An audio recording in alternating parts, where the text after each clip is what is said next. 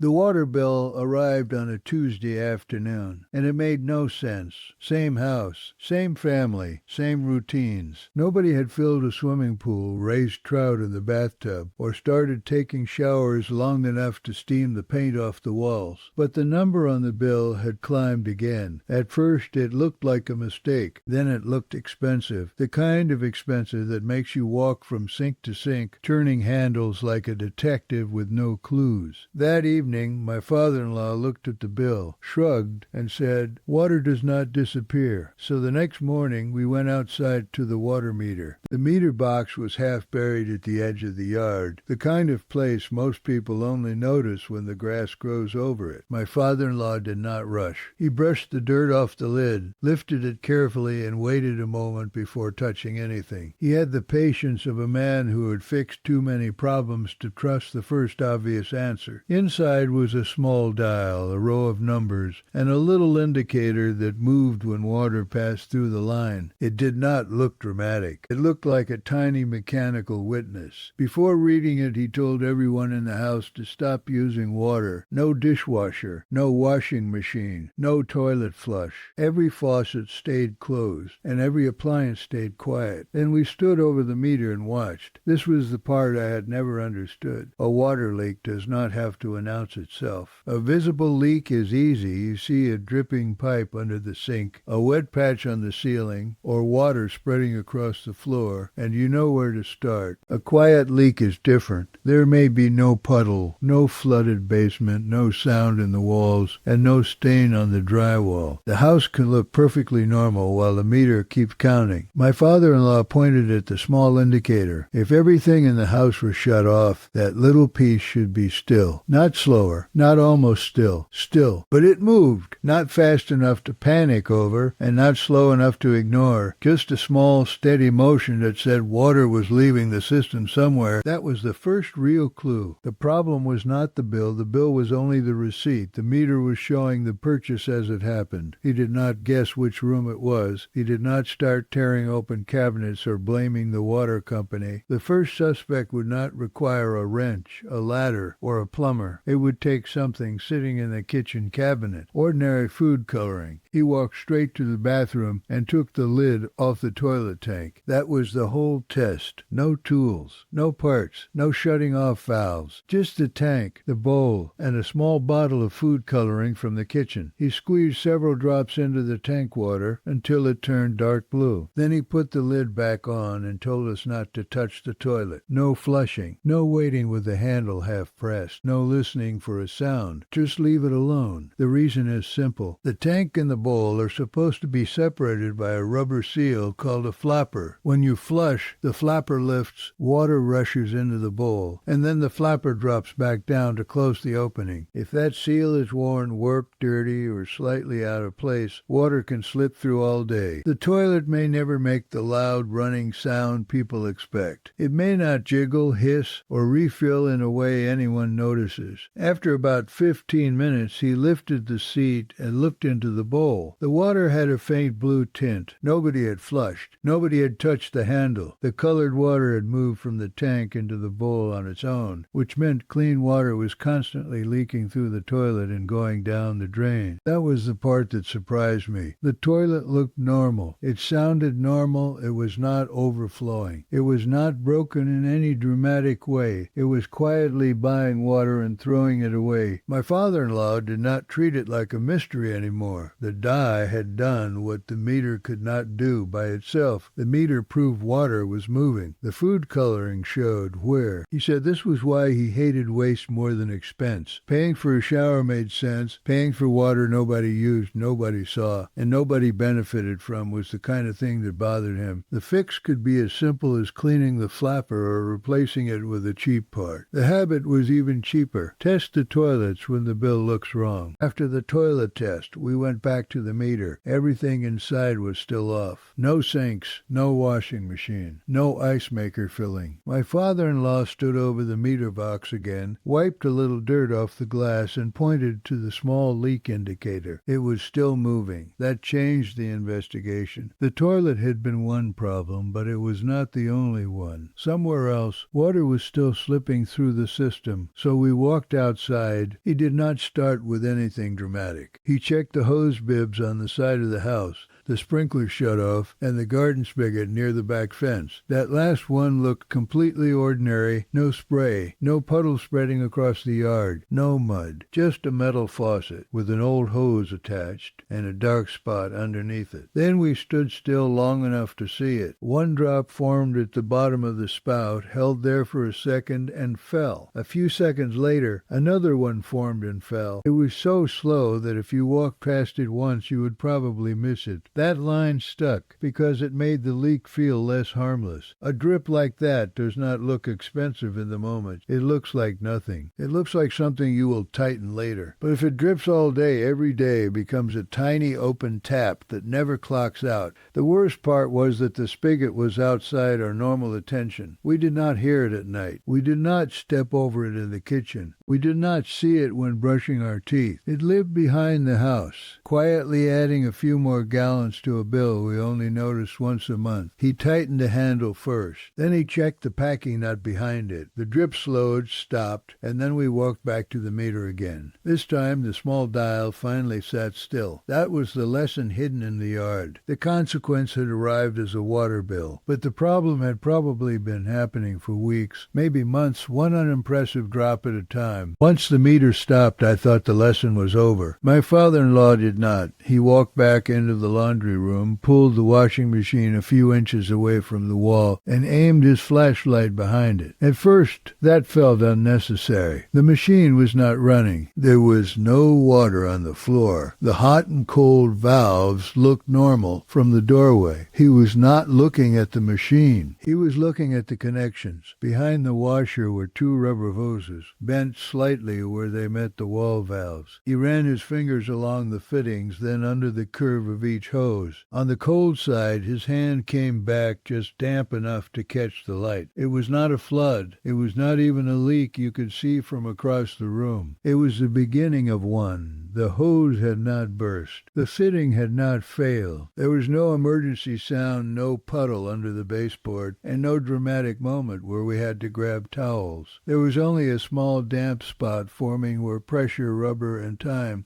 were starting to disagree. He meant that water does not need a big opening to cause damage. Give it a thread that is not sealed, a hose that is aging, a valve with a little corrosion, or a pinhole under pressure, and it will keep moving through that path, hour after hour, day after day. It does not get tired, and it does not wait for anyone to notice. The laundry room made that clear because washing machine hoses sit under pressure even when the washer is off. They are easy to forget because they are hidden behind a heavy appliance, but they are connected to the same supply line that feeds everything else in the house. He showed me the date stamped on the hose and the slight bulge near the coupling. Then he said the cheapest fix was not cleaning up after it failed. The cheapest fix was replacing it before it got a chance. That changed the habit. We stopped treating maintenance like a response to broken things and started looking for the small parts that could become expensive if we left them alone. After the washer, he did not put the flashlight away. He took it downstairs. The basement was unfinished with storage bins along one wall, old paint cans under the stairs, and a water heater in the corner. To me, it looked normal, a little dusty, a little cold, nothing obviously wrong. He started at the ceiling joists. He pointed to a faint brown ring around a pipe penetration, the kind of stain you would miss unless you were looking upward. Then he checked the copper lines for green crust around the joints. He looked at the shut-off valves for rust. He touched the concrete near the foundation wall, where the color changed from light gray to dark gray. Then he stopped near a storage shelf. Behind it, on the floor, was a tiny puddle no wider than a coffee mug. Above it, a supply line had a slow drip forming at a fitting. The water was landing on the same spot again and again, quietly enough that no one heard it, slowly enough that it never reached the middle of the room. That repair cost almost nothing. A small part, a few minutes of work, and the shelf went back where it was. If we had waited, that same drip could have soaked cardboard boxes, fed mold behind the shelf, stained the concrete, or worked its way into the base of the wall. By the time most people would have noticed it, the repair would not have been about a fitting anymore. It would have been about cleanup. That was the difference in how we inspected a house. Most people scan for disasters. They look for water pouring out, a ceiling sagging, a pipe split open, or a floor covered in puddles. He looked for warnings, stains, smells, rust, damp spots, discoloration, tiny puddles that had no reason to be there. A house usually gives small evidence before it gives a big bill. That became the broader lesson behind the $12 habit. The cheapest repair in a home is often the one that still looks too small to matter. Expensive repairs are not always sudden failures. Many of them are inexpensive repairs that were ignored long enough to change categories. The $12 habit was not one thing he bought. It was the small monthly routine that made cheap parts show up before expensive damage did. Once a month, usually on a Saturday morning, he walked the house with a flashlight, a paper towel, and no hurry. He started with the toilets. He listened for running water after the tank filled, checked whether the handle stuck, and put a few drops of food coloring in the tank. If color appeared in the bowl without flushing, the flapper was leaking. Then he checked the water meter. Every faucet was off. The dishwasher was not running. The washer was still, and nobody had used water for a few minutes. If the meter kept moving, the house was using water somewhere. That one check turned the whole plumbing system into a yes or no question. Outside, he looked at hose bibs and spigots. He tightened loose packing nuts, replaced cracked washers, and checked hoses for bulges near the ends. A garden hose that looks fine in the middle can fail at the connection, especially after heat, freezing weather, or years of being bent in the same place. Under the sinks, he wiped the supply valves, drain traps, and cabinet floor with a dry paper towel. The paper towel made tiny leaks obvious. A fingertip can miss moisture. White paper shows it immediately. He checked shut-off valves by looking, not forcing. Corrosion, mineral crust, or a green stain around a fitting meant the valve needed attention before an emergency required it to work. The water heater got its own in it. He looked for rust trails, dampness around the base, moisture at the relief valve pipe, and corrosion on the supply connections. He did not wait for hot water on the floor to decide the heater mattered. That was where the $12 came in. A flapper, washer, gasket, braided supply line, hose seal, or valve packing could cost about $12, sometimes less. The habit was keeping those parts small enough to stay cheap. The savings were not dramatic on day one. They showed up as a lower bill, a dry cabinet, a quiet toilet, a basement without surprises, and fewer moments where a simple repair had turned into a cleanup project. The bill did not drop because the family suddenly became careful with every glass of water. They still showered, cooked, washed clothes, rinsed dishes, watered plants, and lived the same way. The difference was that the water they paid for was finally being used on purpose. That is the part most people miss when they look at a utility bill. Consumption is the water that does a job. Waste is the water that disappears while nobody is paying attention. A leaking toilet does not feel like spending money because nobody is standing there with a faucet open. A slow drip under a sink does not feel urgent because the cabinet door hides it, but the meter counts both the useful water and the wasted water the same way. Waste is easier to stop than it is to pay for. That sentence became the real lesson of the house. It was not only about plumbing. A small fee on a bank statement works the same way. A snack habit that never gets noticed works the same way. A loose hinge, a cracked seal, a missed appointment, an unanswered message, or a customer complaint that sits too long all have the same pattern. They start small enough to ignore, then become expensive enough to demand attention. The $12 habit worked because it changed the timing. Instead of waiting for noise, damage, mold, stress, or a bill that made no sense, the family looked while the problem was still quiet. That is the cheapest moment to fix almost anything. In a home, attention can turn a leak into a washer instead of a ruined floor. In a budget, it can turn a charge into a cancellation instead of another month lost. In health, it can turn a symptom into a checkup instead of a crisis. In a relationship, it can turn a tense silence into one honest conversation before resentment hardens. The water bill was never just asking them to use less. It was showing them where they had stopped looking. Small problems do not stay small because they are harmless. They stay small because someone notices them early. If they do not get attention, they get bigger, louder, and more expensive until they finally cannot be ignored. Before the next bill arrives, take 10 minutes and check the quiet places, toilets under sinks, outdoor spigots, the water heater,